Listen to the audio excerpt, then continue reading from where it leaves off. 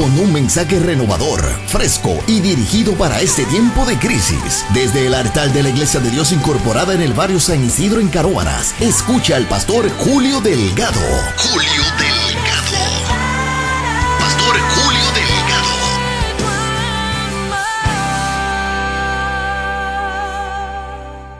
Lucas capítulo número 23, en los versos 34, de ahí saltamos al verso 44 hasta el 46. Cuando usted lo tenga me dice amén, amados. Adoramos al Señor. Y damos lectura a la voz de Dios grabada en página, a la gloria del trino Dios Padre, Hijo y Espíritu Santo. Y el pueblo de Dios dice, y el pueblo de Dios dice, y Jesús decía: Padre, perdónalos porque no saben lo que hacen.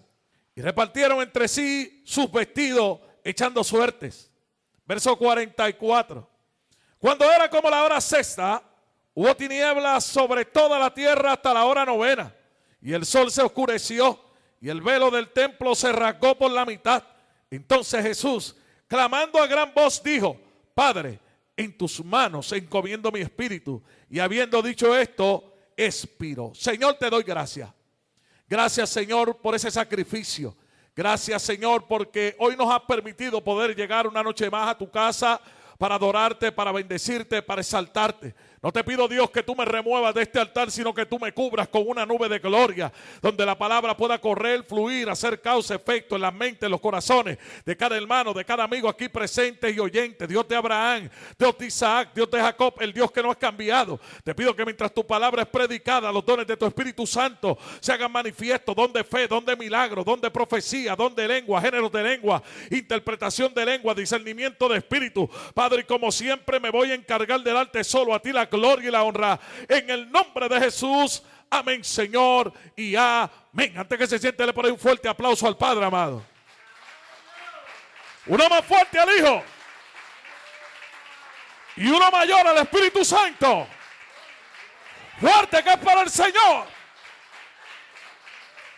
Su nombre, a su nombre. Se puede sentar en esta noche, pero no se siente sobre su alabanza, amado. Si tiene alguien a su lado que es familia suya, con sus debidas precauciones, dele con el puñito. Y yo sé que con las mascarillas no se ve la sonrisa, pero dígale: el poder del perdón. En esta noche, donde estamos celebrando nuestro cierre de semana de conmemoración de lo que fue el sacrificio de Cristo en la cruz del Calvario, yo quiero ser claro, puesto y preciso en el pensamiento de Dios para esta noche, bajo el tema: el poder del perdón. ¿Sabía? Los países, las naciones, se rigen por tres tipos de poderes. Poderes constitucionales, los que también son conocidos como facultades o funciones de Estado. Cuando hablamos de lo que son los poderes constitucionales o las facultades o funciones del Estado, estamos hablando de lo que es el poder legislativo, de lo que es el poder ejecutivo y de lo que es el poder judicial. Tengo que reconocer que estos tres poderes son los que rigen de manera constitucional a nuestra isla Puerto Rico, a los Estados Unidos de América. Cuando hablo de lo que es el poder legislativo, el poder legislativo es aquel que tiene la autoridad exclusiva para poder crear leyes. El poder legislativo es aquel cuerpo bicameral que es compuesto por el Senado y la Cámara de Representantes. Cuando hablo de lo que es el poder ejecutivo es aquel responsable de hacer la gestión diaria del Estado, concibe y ejecuta las leyes y políticas, y ante los efectos diplomáticos, el poder ejecutivo es el que representa al país o la nación. Cuando hablo de lo que es el poder judicial es aquel que trata y está obligado de impartir justicia en medio de los que viven en medio de ese país o de esa nación. Tengo que reconocer que de igual manera hay poderes como el poder que tiene el policía. Podemos ver cómo un policía, con simplemente pararse en una avenida, sacar su placa, levantar su mano, puede detener todo el tránsito vehicular que pueda haber, que esté transitando en ese momento. Pero tengo que ver a la misma vez que ni el poder ejecutivo, ni el poder legislativo, ni el poder judicial, ni el poder que tiene la placa o la marca de un policía tiene poder para hacer remisión de pecado, ni tampoco para libertar, ni para sanar. Hay gente que lamentablemente se ha dejado llevar por los poderes que adquieren en los trabajos, con un nombramiento, con una posición, y han creído que eso es todo en la vida. Yo tengo que decirte que si tú y yo estamos aquí hoy, ha sido porque el poder del perdón en la cruz del Calvario se hizo manifiesto para que tú y yo tuviéramos salvación. En toda esta semana hemos escuchado 6 de las expresiones de Jesús en la cruz del Calvario. 6 de las expresiones que el maestro en aquellas horas que pasó, horas difíciles, horas duras, pudo el maestro haberse expresado. Es increíble, pero cuando estudiamos las Sagradas Escrituras, podemos ver que Jesús, antes de llegar a la cruz, no expresó palabra alguna ante sus opresores. Jesús guardó silencio en todo momento, hasta llegar al momento de llegar a la cruz del Calvario.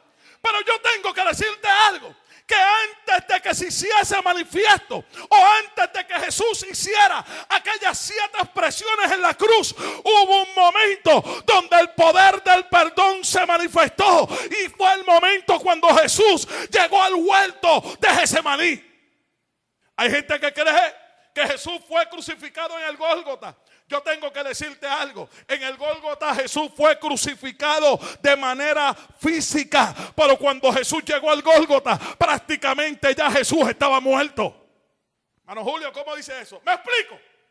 La Biblia dice, capítulo número 22 de Lucas, en el verso 39 al 46, que Jesús invita a sus discípulos y se fue a orar. Se fue como él solía, al monte de los olivos, y sus discípulos iban con él. La Biblia dice que Jesús le advierte a sus discípulos y le dice: orad para que no entréis en tentación. Hoy hay gente que quiere vivir en este mundo sin orar. Hoy hay gente que quiere vivir una vida de santidad sin orar. Hoy hay gente que quiere poder, que quiere unción sin orar. Hoy hay gente que quiere que Dios salve a la familia sin orar. Hoy hay gente que quiere un milagro sin orar. Hoy hay gente que quiere que Dios le abra puertas sin orar. Lo primero que Jesús le enseñó a los discípulos, que había que sacar tiempo para orar. La iglesia necesita volver al principio, y la iglesia necesita recordar que el poder del perdón nos libertó. Pero mientras usted y yo estemos aquí en la tierra, tenemos que orar para no entrar en tentación.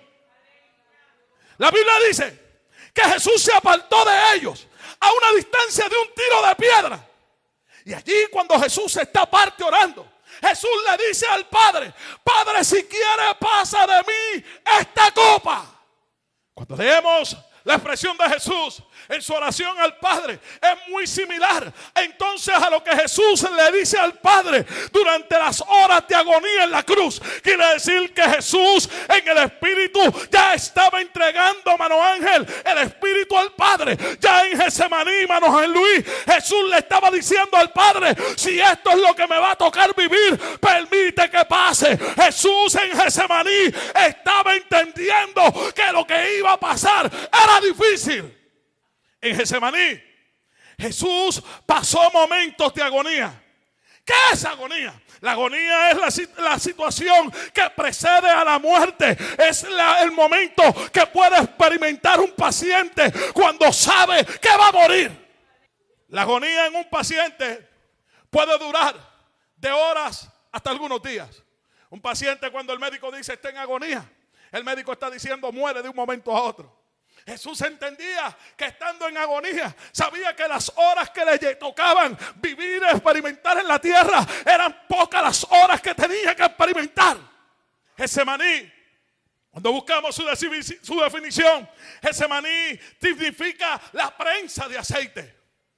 En la prensa de aceite usted busca sacar el mejor producto que puede salir de la oliva. Cuando usted dice me tienen en Getsemaní, es porque Dios no te ha permitido llegar allí para que sufra. Es que en el momento de tu prueba Dios está tratando de sacar de ti lo mejor. Dios está tratando de sacar de ti el mejor producto. Dios está sacando de ti tu mejor adoración. ¿Cuántos alaban la gloria del Señor? En la prensa de aceite, donde Dios quiere extraer de nosotros lo mejor.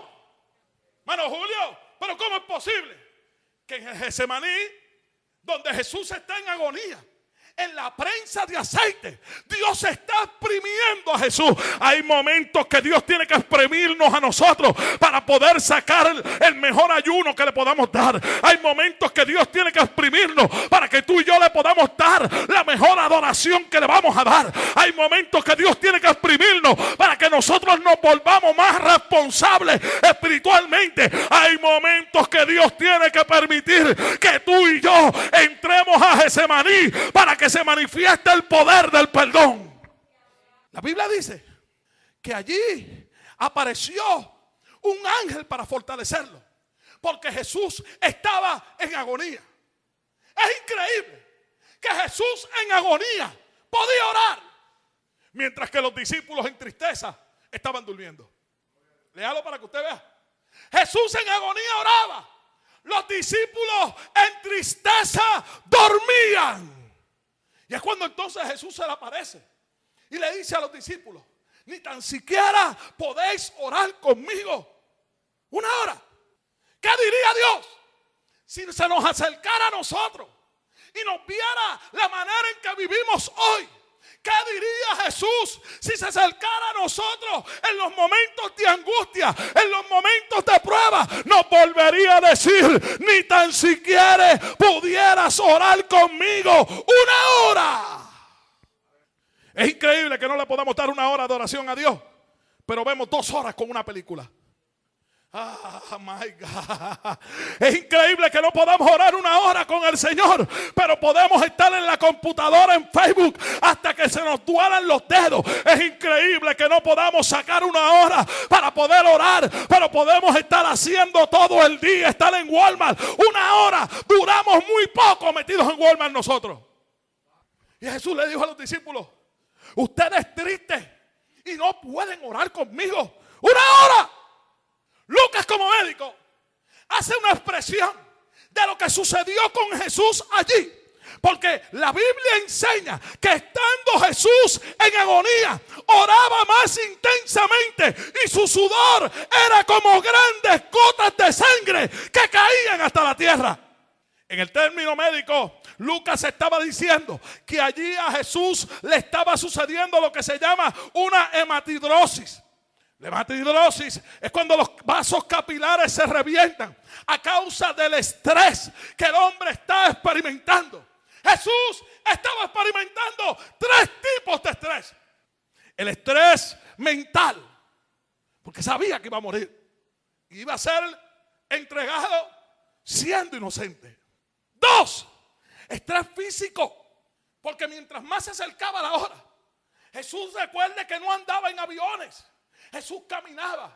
Jesús se iba de lugar en lugar. Tenía que experimentar en su cuerpo el estrés físico. Ahora Jesús experimentó el estrés químico. 3 tipos de estrés que Jesús en Getsemaní experimentó: el mental, el físico y el químico. Y ahora entonces Lucas, como médico, dice: se manifestó una hematidrosis, se rompieron los vasos capilares.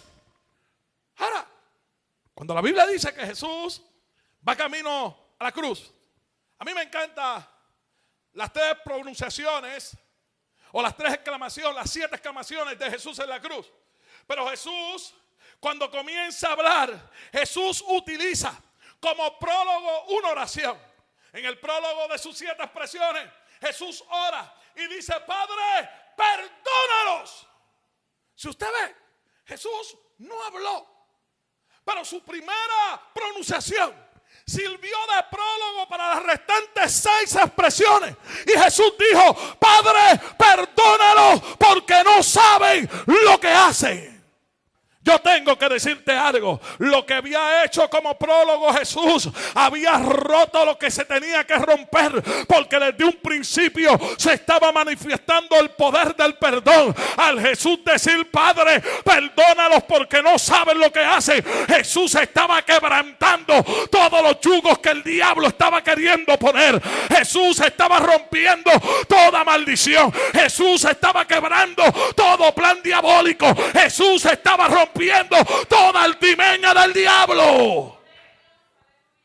Hay gente que no ha entendido que hay veces la palabra perdón, que es tan difícil de expresar, es la que hace falta expresar para que se rompa una cadena en medio de tu familia. Hay veces que no nos damos de cuenta que los problemas matrimoniales simplemente se pueden resolver no yendo a un terapeuta, consejero o psicólogo, sino con simplemente decir: te perdono, y se rompe una cadena. Hay veces que tenemos problemas entre hermanos y llevamos años orando y los problemas no se solucionan porque todavía no ha habido alguien que diga: yo te perdono.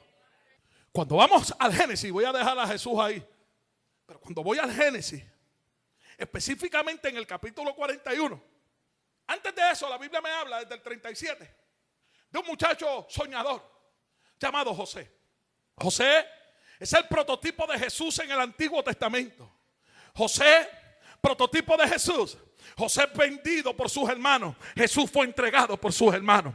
José vendido a precio de esclavos por 20 monedas, Jesús por 30. Estamos viendo la tipología que hay entre Jesús y José. Acusado falsamente. Jesús de igual manera fue acusado falsamente. Pero mire si están así. Son prototipos. Que ahora la Biblia dice, mano Ángel Luis, que antes de que llegase el primer año de hambruna, Dios le dio a José 2 hijos. Dice Génesis capítulo 41, en los versos 50 al 52, que antes de que llegara el primer año de hambruna, Dios le dio 2 hijos, y el primero de ellos le puso por nombre Manasés. ¿Qué significa Manasés? Hoy tenemos un problema. Mano Pedro, tenemos un problema en esta sociedad de hoy. Mano Cheo, tenemos un problema en esta sociedad. David, tenemos un problema en esta sociedad. Es que yo me acuerdo, y me contaron algunos, pues usted sabe que yo soy tan joven, o más joven de los jóvenes que soy ahora, que la gente de antes, para ponerle un nombre, buscaban el calendario, arrancaban una página, la volteaban al revés, y si era el día de Eustaquio, decían Eustaquio. ¿Cuánta gente está marcada en esta sociedad? Yo le doy gracias a Dios por mi mamá, porque mi mamá no permitió que mi papá me pusiera el nombre de mi abuelo. Mi papá empeñado que me pusieran el nombre de mi abuelo. Y mi mamá dijo: no me vas a matar el muchacho sin haber nacido. Mi abuelo se llamaba Gervasio. ¿Usted se imagina que yo hoy estuviera diciendo yo soy el pastor Gervasio? Yo creo que yo hubiera dicho yo soy el hermano Gerva. Y no hablo de Herbalife. Estoy hablando que mi abuelo se llamaba Gervasio y mi papá quería matarme sin haber nacido. Él decía: hay que llamarlo como el abuelo. Lo vamos a llamar Gervasio. Menos mal que mi mamá dijo: no me vas a matar a mi muchachito, se va a llamar Julio y le voy a poner Miguel, que es tu primer nombre a misericordia, pero no me lo vas a matar, no me le vas a poner un nombre como ese. Mi papá era experto matando a los muchachos con los nombres. Uno de mis hermanos varones por parte de padre se llama Arkelio. Mi mamá sabía. Una de mis hermanas mayores por parte de padre se llama Anatilde. Mi mamá sabía que mi papá poniendo nombre era un peligro. Y mi mamá dijo: no me lo vas a matar, se va a llamar Julio Miguel y se acabó. Y créame que me cuentan que eso fue una pelea hasta el último momento. Llegaron al registro demográfico, porque todavía en el registro demográfico Manestel, mi papá estaba haciendo fuerza y decía: no, lo vamos a llamar Gervasio. ¿Cuántos alaban al Señor? Hoy en día esta sociedad no sabe el valor que hay en el nombre. El nombre del individuo tiene gran valor. El nombre del individuo vale mucho. El nombre del individuo habla de tu carácter. El nombre del individuo habla de quién tú eres. Hoy en día, para poner un nombre, buscamos la combinación de la cantante más pegada con el cantante más pegado. Lo volteamos al revés y después que inscribimos al muchacho, ni el mismo padre sabe escribir el nombre. ¿Sabe por qué? Porque esta sociedad está buscando reinventarse. Y hay veces que con el nombre no nos damos de cuenta que maldecimos al muchacho o bendecimos al muchacho. José sabía el significado y el poderío que había en el nombre. Y a su primer hijo, aunque suena feo, lo llamó Manasés. Yo tengo que darle gracias a Dios. Porque cuando Yulimar nació, usted ve que Yulimar se para aquí, Yulimar canta. Yulimar es una niña seimesina de 1 libra. Yulimar estuvo 64 días hospitalizada en el Winnie Palmer Hospital en la ciudad de Orlando. Yulimar nació con muchísimos riesgos. Y por eso yo al verla cantar como padre me tengo que alegrar. Porque mientras la ciencia médica pensaba que Yulimar se moría, yo no sabía que el nombre que Dios nos había dado para nuestra hija tenía un gran significado. Después que la escribimos, después que la llamamos Yulimar, ¿sabe algo, Cheo? Descubrimos que Yulimar significa mujer de guerra. Yo no sabía que estábamos declarando que tenían una guerrera. Yo no sabía que estábamos declarando que ella no se iba a morir. ¿Cuántos alaban la gloria de Dios? Con el nombre Manuel Luis estábamos declarando que venía a luchar. José llamó a su primer hijo Manasés. Manasés traducido significa Dios me hizo olvidar. Tengo que decirte que no puede haber perdón si no hay olvido. Y no hay olvido si no hay perdón. Hay gente que dice yo perdono pero no olvido. Pues tengo que darte una mala noticia hoy. Si tú no perdonas tampoco olvidas. Porque el perdón y el olvido andan tomados de la mano. José dijo al nacer el muchacho, Dios me hizo olvidar. ¿Qué lo hizo olvidar? Hago un recuento de la historia. ¿Se acuerda que José, el menor de los hermanos, el que el padre había tenido siendo anciano, el que el padre lo amaba porque nació en su vejez, el que el padre le regaló una túnica de colores? Yo quiero decirle hoy a los padres que están aquí, que me están escuchando, hay veces que los que provocamos problemas en medio de nuestros hijos somos nosotros mismos, porque hay veces que nos inclinamos nuestra balanza de favoritismo hacia uno y el otro dice, lo que no me dieron a mí se lo dieron a este, lo que no me permitieron a mí se lo permitieron al otro. Lo que el propio padre provocó que los hermanos odiaran a José. José, el soñador, que de igual manera Manuel Luis cometió errores, porque no hay nada en medio de los 31.102 versos que tiene la escritura que diga que Dios le dijo a José, vete y cuéntale a tu padre, a tus hermanos los sueños. José se fue, le contó al padre, a los hermanos, los 2 sueños que había tenido. Más odio le tuvieron. Pero en medio de aquel dolor le nace un hijo. Y José dijo, hoy lo declaro, que Dios me hizo olvidar. Hay gente que me está escuchando hoy que necesita que un Manasés en medio de su problema nazca. Hay gente que en esta noche necesita volver a la cruz y al observar la cruz ver que allí se manifestó el poder del perdón. Si Él me perdonó, ¿cómo yo no voy a perdonar? Si Él olvidó lo que yo hice, ¿cómo yo no voy a olvidar? ¿Cuántos alaban la gloria del Señor? Manasés, qué duro se hace perdonar. Yo quiero que usted analice la historia de este muchacho. Era un joven, era un cipote, como dirían en El Salvador. Estaba en pleno desarrollo cuando sus propios hermanos lo separaron del amor filial, del amor paternal, de la necesidad de tener un padre o una madre que estuviera ahí, que lo aconsejara, que lo abrazara. Sus propios hermanos interfirieron en esta etapa de su desarrollo. No tan solo lo distanciaron, lo vendieron. Mientras fue vendido, llega a una casa donde había una mujer que se enamoró de él. La Biblia dice que día a día lo asediaba, lo acorralaba, quería al muchacho de todas maneras. Hasta un día que esta mujer le hizo un plan tremendo. Le dio a todo el mundo en la casa libre, excepto a José. ¿Sabe lo que ella pensó, Manuel Luis? Él solo, yo solo, se metió el diablo y hizo lo que quería. Pero ¿sabe algo? José tenía principios. José tenía valores. José valorizaba lo que Dios había puesto en sus manos.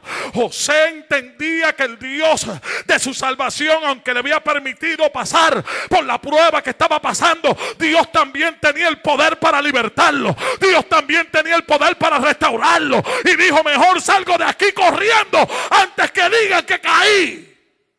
Manasés es su primer hijo.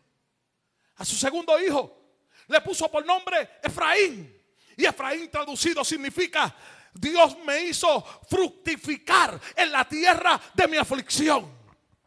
Aún en la tierra donde has pasado pruebas, aún en la tierra donde has llorado, aún en la tierra donde te han pisoteado, aún en la tierra donde te han rechazado, en la misma tierra donde Dios te puede hacer fructificar, en la misma tierra donde Dios te puede bendecir, en la misma tierra donde Dios te puede levantar, en la misma tierra donde Dios te puede restaurar, cuando se manifiesta el poder del perdón.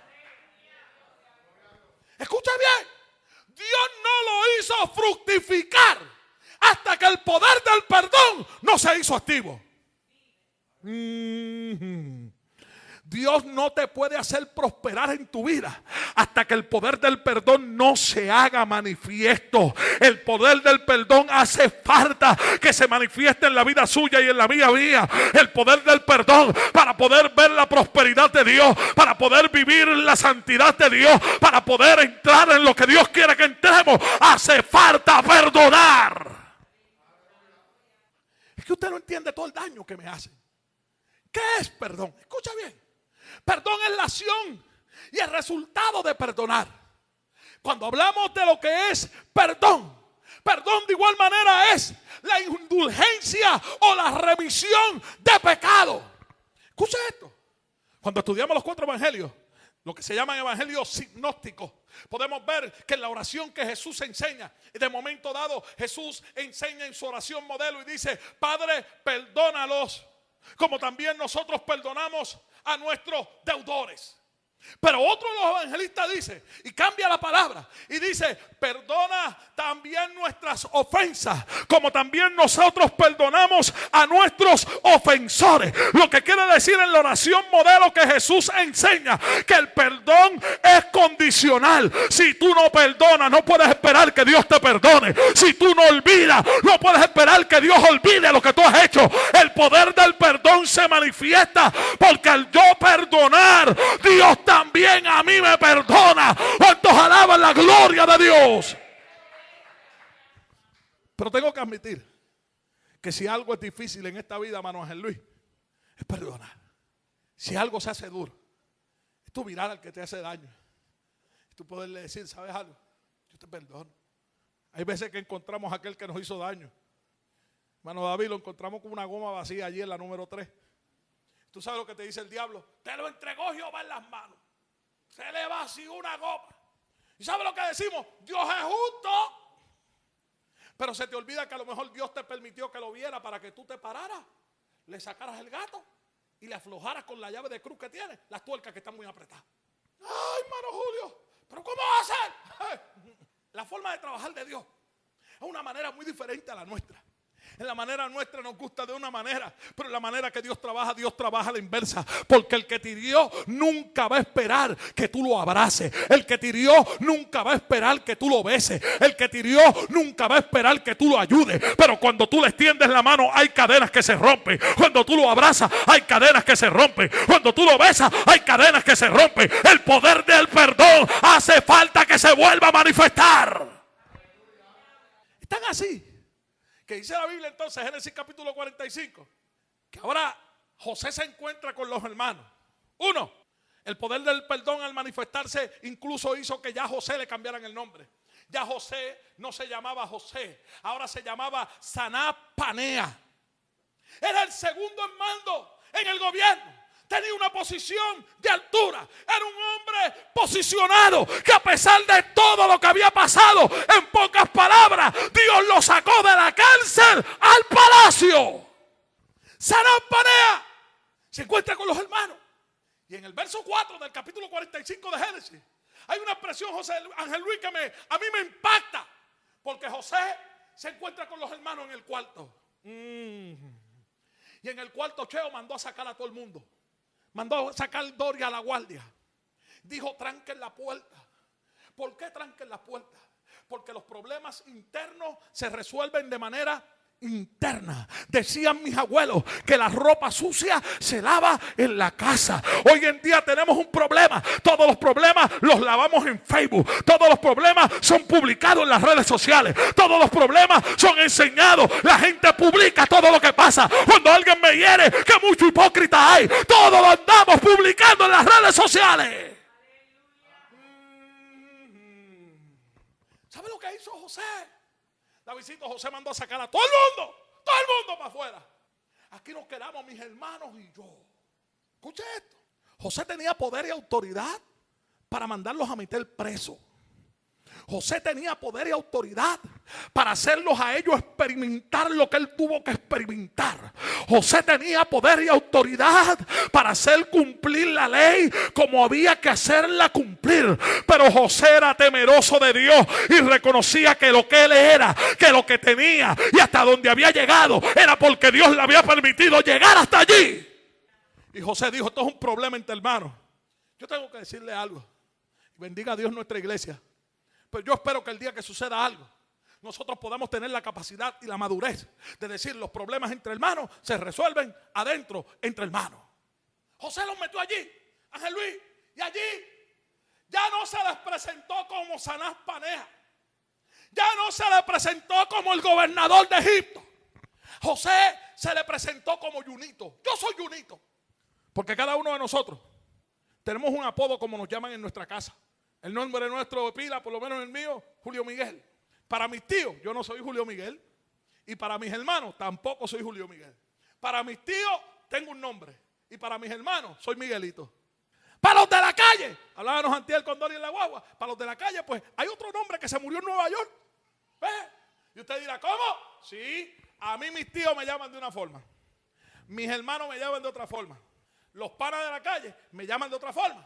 Y los hermanos en la fe me llaman Julio Delgado. Pero al final de cuentas, todo es el mismo. José, para sus hermanos, ya no era Sanás Paneah. José, yo haciendo un hipérbole, entrancado allí, le decía a los hermanos, yo soy Junito, el que ustedes vendieron. Yo soy Junito, el menor de la casa. Yo soy Junito. ¿Por qué le hablaba de que yo soy Junito? Diciéndole, no me miren la posición que ocupo.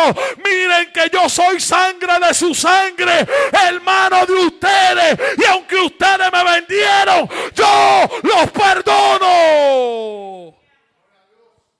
Yo le tengo que decir algo a la iglesia. Llevo días que Dios venía ministrando esta palabra a mi corazón. Y al menos aquí hay alguien que Dios vino a hablarle en la noche de hoy. Y a decirle, necesitas activar el poder del perdón. Necesitas poner en práctica el poder del perdón. Hasta que tú no perdones, no vas a ver la manifestación de lo que te ha prometido. Hasta que tú no perdones, hace falta perdonar. Porque con el perdón justamente llega el olvido. Fue lo que pasó con eso. ¿Usted cree que si Jesús no hubiera perdonado desde el principio, hubiera podido expresar aquel preso que estaba allí, aquel ladrón? ¿Usted cree que si Jesús no hubiera podido perdonar, no le hubiera dicho a aquel ladrón, de cierto hoy estarás conmigo en el paraíso? Era un ladrón. Yo tengo que hablarle la historia. Escucha bien. Jesús, en su tercera expresión, dice, Elí, Elí, lama sabachthani. Oh Dios mío, ¿por qué me has desamparado? Era que el Padre tenía que darle la espalda. Escuche bien, una expresión de Jesús. Jesús tenía allí un gran grupo de ángeles, legiones de ángeles, guerreros a su disposición. Si Jesús o el Padre llega a dar la orden, usted sabe la masacre que hubiera habido en el Gólgota. El Padre tenía que hacer cumplir las Sagradas Escrituras. Tenía que cumplirse las palabras que estaban en el Salmo 31. Tenía que cumplirse. Jesús tenía que experimentar las palabras que mucho tiempo antes el mismo salmista David había expresado en el Salmo 31. Por eso que Jesús en su cuarta expresión muestra su humanidad. Y en su humanidad dice, tengo sed. Ahora Jesús en su sexta expresión dice, tetelestai. Tetelestai. Estaba diciendo, la deuda fue salda. Cuando tú perdonas, hay remisión de pecado. Cuando tú perdonas, las deudas quedaron saldas.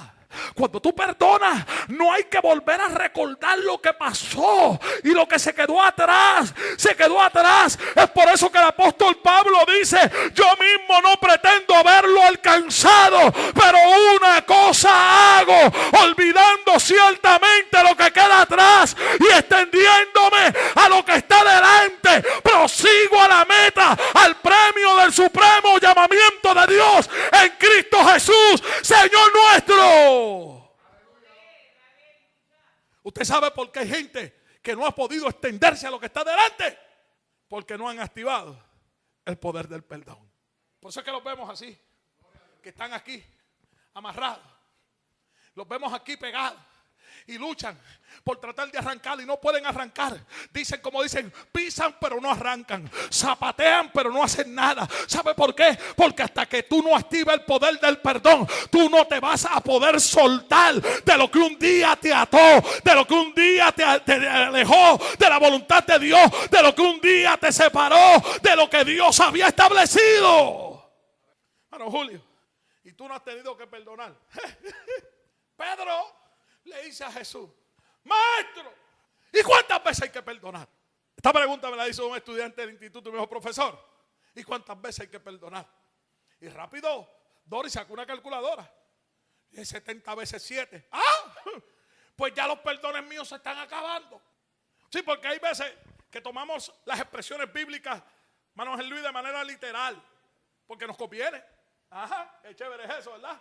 Eso me parece al estudiante que yo tuve, que yo estaba dando la clase y yo estaba hablando de cuando Pablo habla de la batalla que tenemos con la carne. De que Pablo dice: cuídate de ti mismo, le dice Pablo a Timoteo. Y un hermano en la clase empezó a hablar en lenguas y me dijo: como Dios te usa, profesor, Dios te está usando. Y, como Dios te usa, profesor, me tengo que cuidar de la mujer mía. Tremendo, Jesús le dice 70 veces 7. Él no está hablando de la multiplicación. Él está hablando de un número que las veces que vamos a tener que perdonar son muchas. Las ocasiones que tenemos que perdonar son tantas que la Biblia enseña que si vienes a orar y estando en el altar te acuerdas, no dice que te dijeron, si estando en el altar te acuerdas que tu hermano, déjame decirlo más bajito, si estando en el altar ¿te acuerdas que tu hermano tiene algo contra ti? La Biblia dice: deja tu ofrenda en el altar. Ve donde tu hermano, reconcíliate con él. Y después que te reconcilie, entonces vuelve y pasa de nuevo al altar para que tu ofrenda sea aceptada, sea de olor fragante al Señor. Pero, hermano Julio, se hace duro. Yo tengo que confesarle algo. Yo nací en un hogar disfuncional. Yo en la calle nunca tuve problema con nadie, pero tenía odio. Tenía rencores. Marian, yo no tenía problema con nadie. Yo nunca he sido tomador y tampoco bebedor. Sí tenía muchas malas juntillas, malos amigos, que todavía los tengo. Ellos en lo de ellos y yo en lo mío. Pero yo tenía odio y rencor en mi corazón. ¿Sabe por qué? Lamentablemente, yo nací con una condición congénita en mis huesos, hermano Ángel Luis. Para la ciencia médica, yo soy un lisiado. Pertenecí de niños a lo que es aquí en Puerto Rico la Sociedad de Niños y Adultos Lisiados de Puerto Rico, lo que hoy se conoce como SER de Puerto Rico. Yo tenía que estar atendiéndome en centro médico con los muchachos con distrofia y allí yo iba y a veces me preguntaba por qué yo estoy aquí si yo me veo bien, pero mis huesos estaban dañados de niño. Mi papá, mi mamá, una mujer de caserío, una mujer de vivir toda la vida en el residencial Yuquilló en Loíza. Mi padre, un hombre pudiente, pero lamentablemente no ayudó a mi mamá nunca a salir del caserío y tampoco nunca me ayudó a mí a recibir las operaciones que de niño necesité.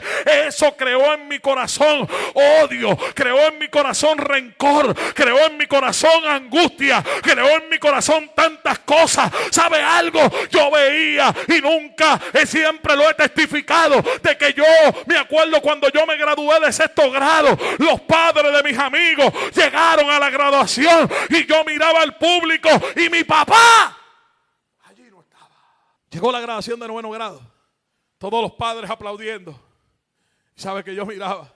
Y mi papá allí no estaba. Cuando jugaba béisbol, cuando jugaba baloncesto, yo me acuerdo que jugando béisbol en los parques, 9ª entrada, 2 outs, base llena y el hijo de Mickey al bate y todo el mundo aplaudiendo, gritándome, dale un palo. Y yo me salía del box y yo miraba las gradas. Y tengo que decirle algo, que mientras los padres de mis compañeros de equipo me aplaudían, mi padre no estaba. Cuando jugaba baloncesto, en los momentos del clutch, y yo estando en la línea de tiro libre para tirar un tiro libre, y todo el mundo en el caserío gritando, métela, y yo allí, yo cogía aire, me echaba para atrás y miraba, y ¿sabe qué pasaba? Que mi padre no estaba. Crecí con demasiada angustia en mi corazón. Usted tiene que imaginarse cuántos pensamientos en contra de mi padre pasaron por mi mente. No fue hasta que el 27 de enero, en la ciudad de Syracuse, Nueva York, por un mensaje que predicaba el hoy pastor Felipe Rodríguez, aquel tiempo evangelista, que yo pude entender lo que era el poder del perdón. Aquella noche, cuando pude activar el poder del perdón, lo que había en mi corazón, se fue el odio, se fue el rencor, se fue la angustia, se fueron los malos pensamientos, se fueron tantas cosas que en mi vida desde niño me atormentaba. Pero ¿sabe cuándo fue que todo esto se fue? Cuando activé el poder del perdón. Hay gente hoy casados, con hijos, con nietos, con bisnietos, que todavía no han podido perdonar a un padre o a una madre. Todavía no han podido poder expresar por sus labios la palabra y decir yo te perdono. Todavía no han podido decir perdono y olvido. Todavía, porque todavía dentro de ellos no han podido activar el poder del perdón. Cuando Jesús dijo tetelestai, era porque Jesús había entendido que había perdonado. Y no nada más había perdonado, había cumplido con todo lo que estaba establecido en la palabra. Y las profecías mesiánicas se hacían cumplidas en aquel momento, estando allí en la cruz. Es por eso que en su última expresión entonces dijo, en tus manos encomiendo mi espíritu. ¿Sabe por qué podía encomendar su espíritu a Dios? Porque en el corazón había paz. Si algo produce paz en el corazón de un individuo, es el poder del perdón. Esta es la noche que Dios ha hecho para que tanto usted como yo podamos decir, hoy activo el poder del perdón. Póngase de pie. El poder del perdón. Hay gente que ve una cruz en una iglesia, una cruz como esta, y se sienten ofendidos. Y toman la parte peor de lo que significa una cruz. Miran el significado de lo que era maldición de haber muerto crucificado, pero se olvidan de la bendición que hay en medio de la cruz. La cruz me acuerda que allí se pagó un precio. La cruz me recuerda cada vez que la miro que alguien activó el poder del perdón sin yo haberlo merecido. Cada vez que observo la cruz, veo los pecados que no debían haber sido perdonados de mi vida. Al mirar a la cruz, veo cómo Jesucristo me redime. Al mirar a la cruz, veo cómo el Padre me dice, yo te limpio. Y al mirar a la cruz, veo cómo el Padre me pone nombre cuando ya yo había perdido hasta mi nombre. Esta noche, para que usted y yo meditemos de que tenemos que volver a activar el poder del perdón. Señor, te doy gracias. He hablado el consejo de tu palabra. Te has comprometido en Isaías 55 que esta palabra jamás retornará atrás vacía, sino que hará el trabajo para la cual ha sido enviada. Como tu siervo he hablado tu palabra, Señor. Señor, como siempre, doy a ti toda la gloria, doy a ti toda la honra y doy a ti toda la alabanza. En el nombre poderoso de Jesús. Amén, Señor. Y amén. Ha escuchado usted un poderoso mensaje en labios del pastor Julio Delgado, desde el altar de la Iglesia de Dios Incorporada, localizada en la calle 20, número 442, en el barrio San Isidro, en Canóvanas, Puerto Rico. Si desea más información sobre nuestros servicios, llámenos al 787-595-9527 o al 407-791-4123. Esperamos continuar siendo de bendición a usted y a su familia.